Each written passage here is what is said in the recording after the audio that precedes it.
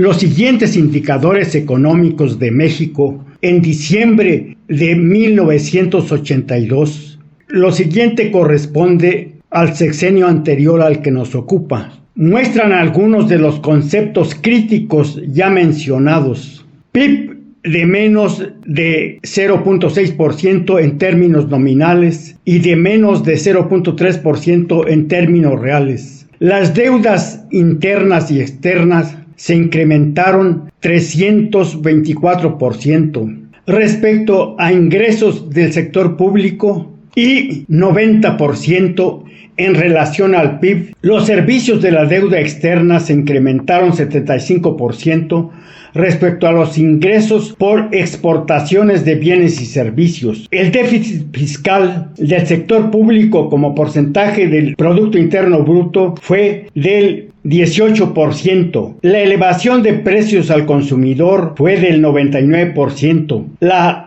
variación de las reservas monetarias neta de menos de 11.600 millones de dólares. O sea, quedó una deuda de esa magnitud. La relación de precios de intercambio en 1980 con índices base 100 para 1982 era de 86 puntos. El déficit en la cuenta corriente como porcentaje del PIB fue de 6%. Los servicios de la deuda externa como porcentaje de las exportaciones de bienes y servicios tuvo incremento de 75%. El financiamiento externo como porcentaje del déficit del sector público representó 21%. La fuga de capitales en el trimestre de septiembre a noviembre del año de 1982 fue de 2.400 millones de dólares. Disminuyeron 40% las exportaciones totales en esos 3 meses. Las exportaciones de petróleo como porcentaje de las exportaciones totales representaban el 76%, las exportaciones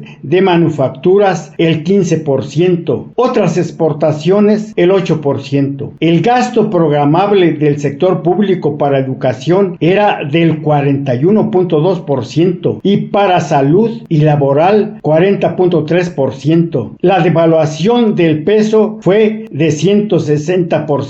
Las cifras anteriores corresponden al informe de la Comisión Económica para América Latina, CEPAL. ¿Es este uno de los 5 organismos de la ONU? Estos datos respecto a México son de su informe al año 1982. 4 determinantes externas e internas de la compleja problemática de 1982 a 1988 fueron: 1. Por la crisis económica internacional y nacional, la transferencia de recursos al exterior por el costo de servicios de la deuda fueron del 6% del Producto Interno Bruto.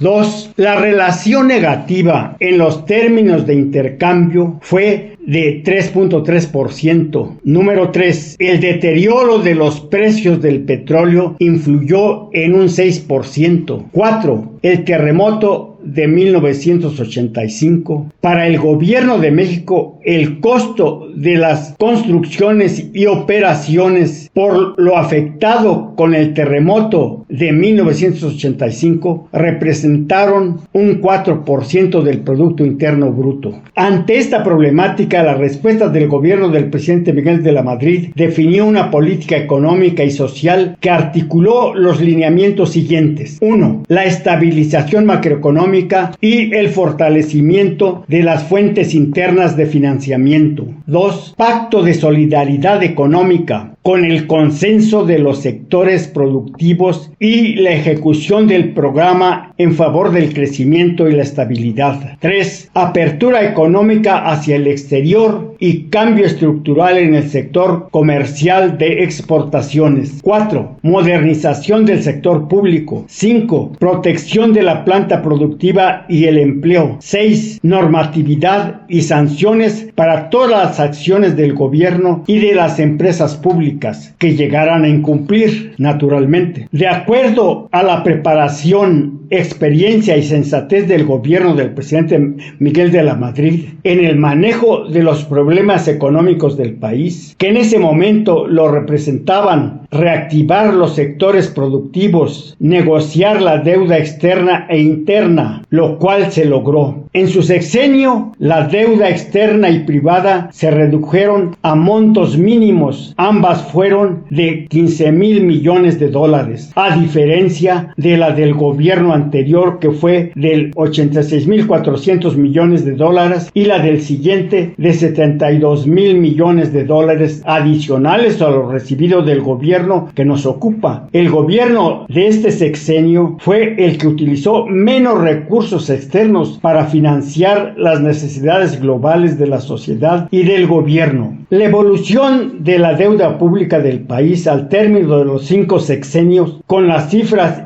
en miles de millones de dólares, fue como sigue. En 1970 el aumento fue de 3.5%, en 1976 de 15%, en 1982 del 85%, en 1988 del 14.7%. Este aumento corresponde al gobierno del presidente de la Madrid, y en 1994 de 72 adicionales. Algunos logros relevantes en el sexenio que nos ocupa fueron superar la inexistente disponibilidad de divisas que sufrió el gobierno y una reserva monetaria negativa que repercutió en todo el sexenio. La reconversión de la deuda a corto plazo y largo plazo fue una tarea sostenida durante 6 años. La negociación de la deuda pública externa permitió reducir las transferencias netas de recursos al exterior, que eran en promedio anual del 11.4% del Producto Interno Bruto al 6% del mismo PIB. Al terminar el sexenio del presidente de la Madrid, el 1% de la deuda pública externa era de corto plazo, a diferencia de los 3 gobiernos próximos, en los que la deuda de corto plazo fue de 20% en promedio en los 2 anteriores, y en el siguiente fue del 31%. Con este gobierno ocurre una disminución sustancial del ritmo de los endeudamientos internos. Al finalizar este sexenio, México fue el único país de América Latina que logró atraer inversión extranjera directa en tiempos de crisis. En la segunda mitad de la década de los 80, crecieron las inversiones en el sector manufacturero y después continuó esa dinámica, en primer lugar por la estabilización macroeconómica, la apertura para el comercio exterior, exitosas negociaciones con gobiernos e instituciones financieras e internacionales. Ello permitió ingresar a instituciones y organizaciones mundiales para el comercio y asesoría como el GATT, OCDE, la CEPAL, OMC. En segundo lugar, por establecer la base para la concertación del Tratado de Libre Comercio. Posteriormente, en él se establecieron los lineamientos y normatividad del comercio trilateral entre Canadá, Estados Unidos y México. Los promedios anuales de flujo de inversión extranjera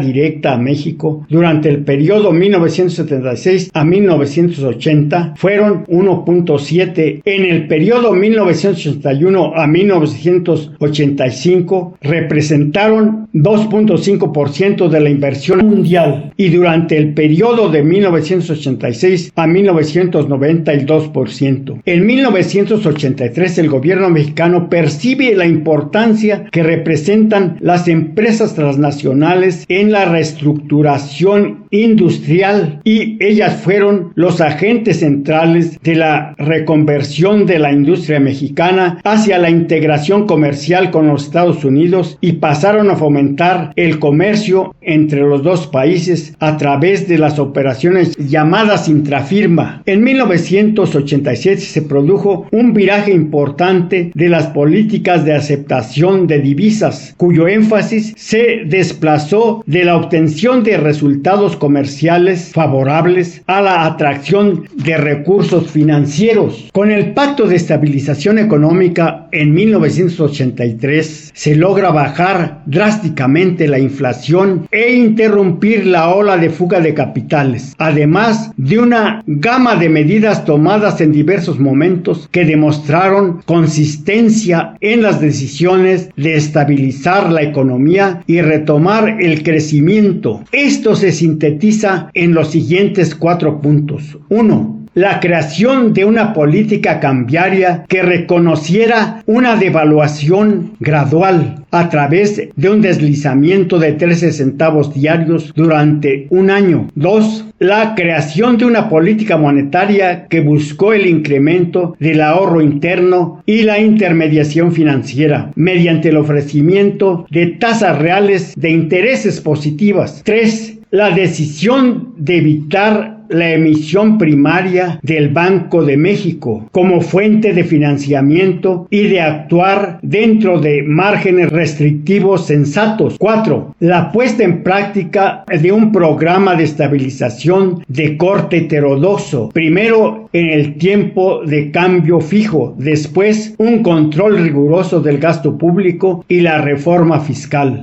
Elevación de precios y tarifas del sector público, desincorporación de las empresas públicas y apertura comercial, entre otras medidas. Los resultados macroeconómicos de las medidas de política económica se reflejaron en una disminución sustancial de la inflación de 160%, como se dijo en 1984, pasó al 50% de inflación en 1988. Además, una reducción anual de 7% en el déficit público de 1983 a 1986, a un incremento del 1.8% en el año 1987. Esto hizo posible alcanzar un ambiente de estabilidad que permitió a los inversionistas definir sus programas de inversión a mediano plazo. Los precios empezaron a desacelerarse. En este año se produjo un viraje importante de las políticas de aceptación de divisas, cuyo énfasis se desplazó de la obtención de resultados comerciales favorables a la atracción de recursos financieros, como ya se mencionó. En 1987, con este nuevo escenario macroeconómico, se continuaron preparando, debatiendo y negociando acuerdos para aligerar la gravosa carga del servicio de la deuda, destacando entre otras acciones el objetivo de disminuirla con el canje parcial de la deuda por bonos cupón cero del Tesoro de los Estados Unidos a 20 años, con descuentos apreciables. Del monto crediticio de 10,000 millones considerados inicialmente, solo se utilizaron 3,500 millones de dólares. Se capitalizaron pasivos por 1,050 millones de dólares a valor nominal. Por los riesgos inflacionarios que entrañaban estas operaciones, se suspendió el préstamo. En agosto de 1988 se registraba un aumento del índice de precios de solo 0.9%. A esto se sumaron amortizaciones de deuda privada. Todo eso determinó que la deuda externa total del país, tanto pública como privada, se redujera por primera vez un 6% en términos reales, y esto es 8,700 millones por año.